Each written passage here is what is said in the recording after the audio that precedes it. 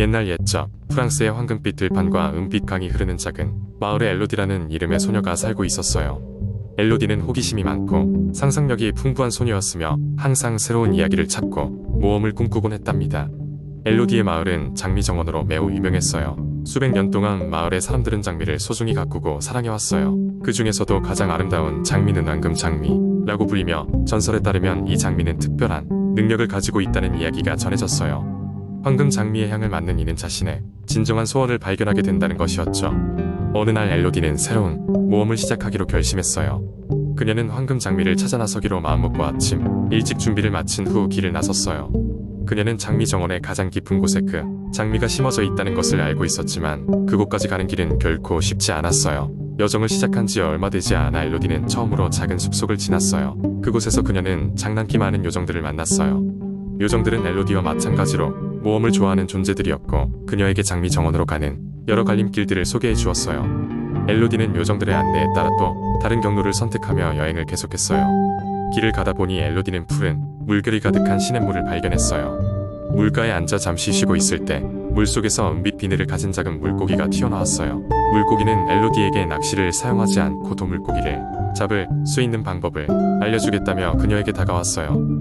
엘로디는 이 물고기가 특별한 존재라고 느끼고 그와 짧은 대화를 나누며 이 물고기가 황금 장미와 관련이 있다는 것을 알아냈어요. 잠시 뒤 엘로디는 물고기의 안내에 따라 다시 길을 나섰고 얼마 지나지 않아 마주한 것은 아주 커다랗고 오래된 나무였어요. 그 나무는 천년의 시간을 견디는 듯한 위험과 고요함을 가지고 있었죠. 나무 아래에는 자그마한 문이 있었고 문 앞에는 수수께끼를 만들고 있는 수염난 고양이가 앉아 있었어요. 이 문을 지나기 위해선 수수께끼를 풀어야 해. 고양이는 엘로디에게 도전을 주며 말했어요. 엘로디는 수수께끼를 푸는 데에 집중했고 수많은 새로운 아이디어들이 떠올랐어요. 결국 그녀는 수수께끼를 풀었고 고양이는 만족스러운 듯 문을 열어주었어요. 그 문을 지나자마자 엘로디는 마치 마법처럼 펼쳐진 장미 정원의 광경에 눈을 뒤덮였어요. 정원 속에는 형형색색의 장미들이 관상하며 그 중심에는 단 하나의 황금빛으로 찬란히 빛나는 황금 장미가 있었어요. 정원의 아름다움에 감동한 엘로디는 조심스레 황금 장미에 다가갔어요. 장미의 향기를 맡자마자 그녀는 어느새 자신의 마음속 깊은 곳에 자리잡고 있던 진정한 소원을 발견했어요. 그것은 바로 사랑하는 사람들이 행복하고 자신이 사랑하는 모든 이와 함께 평화롭게 사는 것이었죠. 이 소원을 깨닫고 엘로디는 미소를 지으며 다시 집으로 돌아갔어요. 긴 여정 속에서 엘로디는 소중한 교훈과 아름다운 기억을 마음에 담고 이에 감사하는 마음으로 매일을 살아가게 되었답니다. 그 후로도 장미 정원은 여전히 많은 이들의 꿈과 희망을 품게 해주었고 엘로디의 이야기는 프랑스 전역에 전해지며 사람들에게 깊고 따뜻한 영감을 주었답니다. 두 번째 이야기. 옛날 옛적 프랑스의 한 작은 마을에는 마법의 정원이 있었다. 그 정원은 마을의 중심에 위치해 있었고 수백 년 동안 아무도 그 신비로운 장소의 경계를 넘지 못했다. 전설에 따르면 정원은 한때 강력한 마법사가 만든 곳으로 그 안에는 모든 생명이 번성할 수 있는 비밀이 숨겨져 있다고 했다. 마을 사람들은 그 정원을 신성한 장소로 여기며 항상 존경심을 표했다. 정원의 울타리는 기이한 식물들로 덮여 있었고 아름다운 꽃들과 빛나는 나비들이 그 안에서 춤을 추었다. 하지만 누구도 감히 그 안으로 들어가려 하지 않았다. 주인공인 꼬마 소녀 마리는 항상 정원에 대한 호기심이 많았다. 그녀는 매일 아침 그 앞에서 멈춰 아름다운 풍경을 감상하곤 했다. 그녀의 할머니는 젊은 시절에 그 정원에 대해서 들었던 이야기를 자주 들려주었다. 마리는 그 이야기를 듣고 정원의 비밀을 알아내고자 마음먹었다. 어느 날 마리는 용기를 내어 정원으로 들어갔다. 그녀가 경계를 넘는 순간 주변의 세계가 마법처럼 변했다. 꽃들은 그녀에게 속삭였고 나비들은 그녀를 안내했다. 마리는 그곳에서 평범한 나뭇가지에 불과했던 것이 황금 나뭇가지로 변하는 것을 보았다. 그녀는 그것이 마법의 힘임을 깨달았다. 정원 중앙으로 걸어가던 마리는 한 노인을 만났다. 그는 이곳의 수호자라며 많은 해 동안 정원을 지켜왔다고 했다. 노인은 마리에게 이 정원의 진짜 비밀을 알려주었다. 이곳은 단순한 정원이 아니라 인간의 모든 소망과 꿈이 자라날 수 있는 공간이며 그것들이 조화롭게 어우러질 때만 모습을 드러낸다는 것이었다. 마리는 그 이야기를 듣고 자신의 소원이 무엇인지 생각했다. 그녀는 마을 사람들이 이 장소의 신비를 함께 즐기고 자신들만의 꿈을 키워나가길 원했다. 노인은 마리의 순수한 소원을 듣고 그녀의 소원이 이루어질 수 있게 도움을 주었다.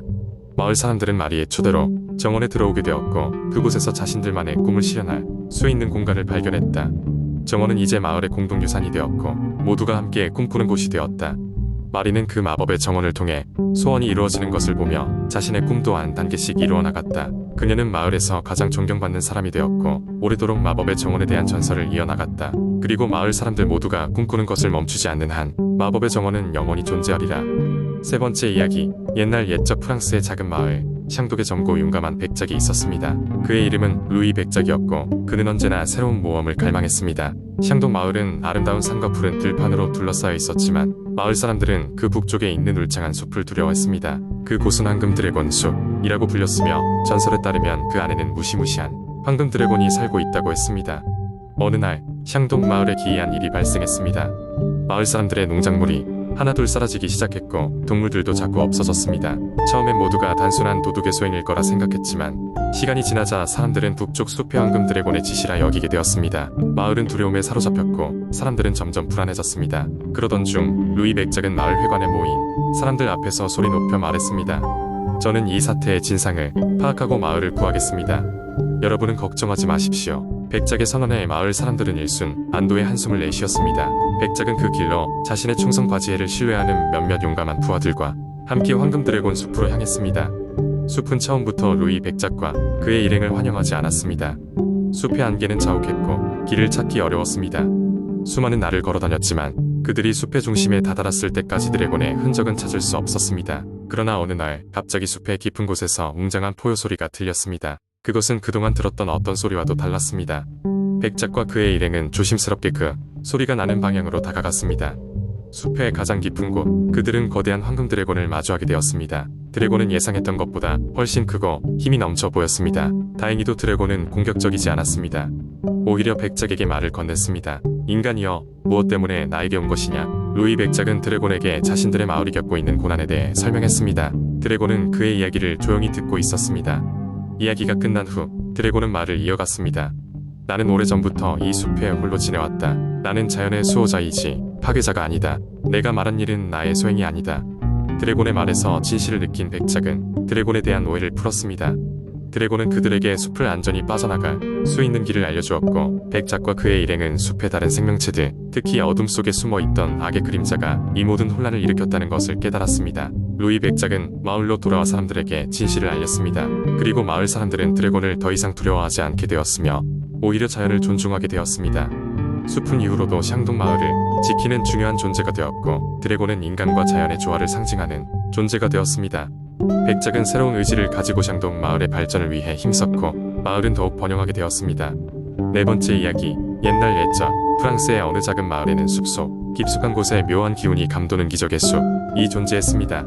마을 사람들은 이 숲이 특별한 힘을 가졌다고 믿었으며 숲의 중심부에 있는 고대의 참나무가 소원을 들어준다는 전설이 있었습니다. 숲에는 밤마다 별빛이 반짝이며 이상한 빛을 발산하는데 이 빛은 어느 날부터인가 누구도 들어가 본 적 없는 기적의 숲의 중심 부근에서 비춰져 온 것이었습니다. 사람들은 이 빛이 신비로운 존재의 흔적이라고 생각하며 숲을 건드리지 않는 것이 최선이라 믿어왔습니다.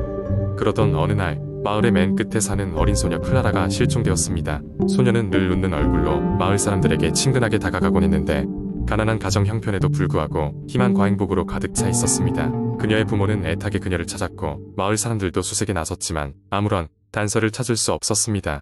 며칠 후 클라라의 친구인 장이자진에서 수색대를 조직하고 가장 가능성이 높은 기적의 숲으로 들어가겠다고 했습니다. 장은 마을의 전설을 믿지는 않았지만 클라라를 찾기 위해서는 어떤 위험도 감수할 용기가 있었습니다. 마을 사람들은 걱정하며 그를 만류했지만 장은 기어코 숲을 향해 발걸음을 옮겼습니다. 기적의 숲에 들어선 장은 처음에는 고요한 자연의 소리만 들을 수 있었지만 점점 더 숲속 깊숙이 들어갈수록 이상한 속삭임과 낮은 멜로디가 귀에 닿기 시작했습니다. 그리고 별빛이 빛나는 밤, 장은 숲 중앙에 도달했습니다.